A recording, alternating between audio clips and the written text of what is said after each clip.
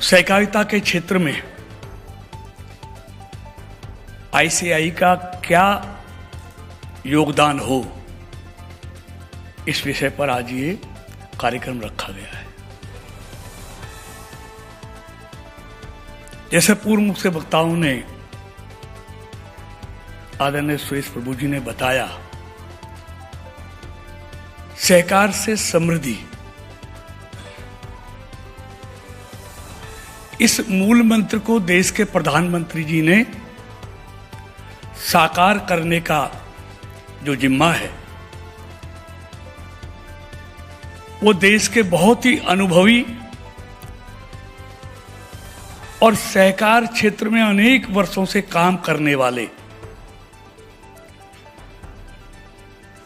आदरणीय अमित शाह जी को आज से 4 साल पहले जब मंत्रालय का स्थापना हुई, उनके हाथों में सौंपा। और पिछले 4 सालों में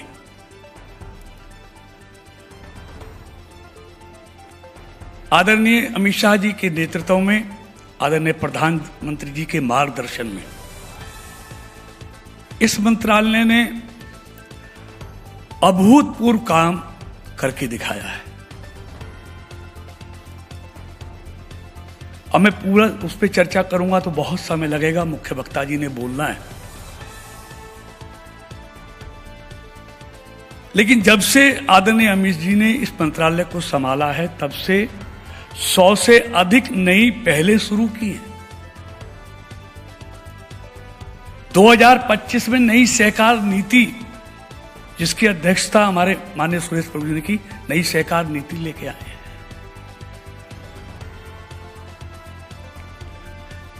जैसा आपने भी देखा, अगले 5 साल में ऐसी कोई पंचायत नहीं हो जहां हमारी प्राथमिक समिति ना हो, पैक्स ना हो। ये लक्ष्य आदरणीय अमित शाह जी ने रखा। और आपको जानकर खुशी होगी, अब तक लगभग 40,000 नई प्राथमिक समितियां हमने बनाई हैं आदरणीय अमित शाह जी के नेतृत्व में। और यही नहीं किया, पहले पैक्स सिर्फ क्रेडिट का काम करती थी, लेकिन आज पैक्स को वाइबल करने के लिए 25 से अधिक नए काम पैक्स को करने के लिए दिए गए हैं। जैसे सीएससी सेंटर हो, पेट्रोल पंप हो, गैस की एजेंसी हो, अन्न भंडारण हो, ऐसे तमाम काम, जनौषधि केंद्र हो, गांव में जल जीवन मिशन का काम हो। अब ऐसे 25 कामें पैक्स कर सकता है। यही नहीं, अभी ऑफिशियल लॉन्च होने वाली है। अभी भारत टैक्सी करके कोऑपरेटिव सेक्टर में हम उसका शुभारंभ करने वाले हैं। अभी तक जो ये प्राइवेट कंपनियां हैं, इसका अधिकतर मुनाफा वो कंपनियां ले जाती हैं, ड्राइवर के हिस्से में कम आता है। लेकिन आदरणीय मोदी जी की और अमित शाह जी की सोच है कि जो भारत टैक्सी जो हम शुरू करेंगे कोऑपरेटिव सेक्टर में, उसका अधिकतर प्रॉफिट ड्राइवर को मिले, इसलिए भारत टैक्सी करके हम नए कोऑपरेटिव सेक्टर में लेकर आ रहे हैं।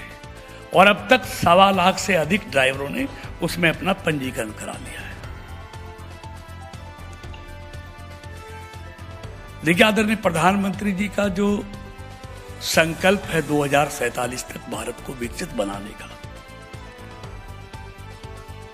उसमें अगर सबसे बड़ी भूमिका किसी क्षेत्र की हो सकती है तो वो सहकारिता क्षेत्र की हो सकती है। इसको प्रधानमंत्री जी ने जाना है और जिसको अंजाम तक पहुंचाने का काम आदरणीय अमित शाह जी के हाथों में दिया गया है।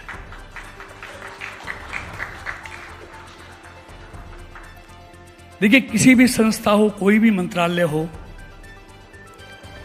अगर उसको आगे बढ़ना है तो उसमें वित्तीय अनुशासन सबसे पहली जरूरत है। और वित्तीय अनुशासन में आपसे अच्छी भूमिका कोई और नहीं निभा सकता, इसलिए आपका बहुत महत्वपूर्ण रोल लेने वाला है। और देखिए, जब तक इस देश का किसान मजबूत नहीं होगा, देश मजबूत नहीं होगा।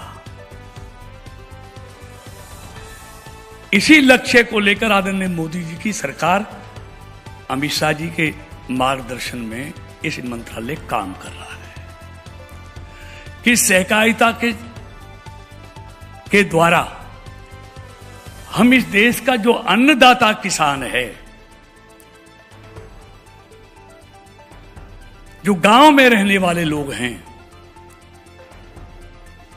उनके घर में समृद्धि कैसे आए, वो संपन्न कैसे हो, इसको लेकर ये सहकारिता मंत्रालय आज जी जान से जुटा हुआ है। और मुझे पूरा भरोसा है कि इस मंत्रालय की बागडोर एक ऐसी शख्सियत, एक ऐसे अनुभवी, वो व्यक्ति जो ठान लेता है उसको अंजाम तक पहुंचाता है। और मैं उसी भरोसे पे कह सकता हूं कि विकसित भारत में आने वाले समय में आदरणीय अमित शाह जी के मार्गदर्शन में सबसे बड़ा योगदान सहकारिता क्षेत्र का रहने वाला है। इसलिए मैं आज आप सबसे निवेदन करने आया हूं कि आप जितने चार्टर्ड अकाउंटेंट हैं, आपकी संस्थाएं हैं, इसको साकार करने के लिए आपका बहुत बड़ा सहयोग इसमें चाहिए।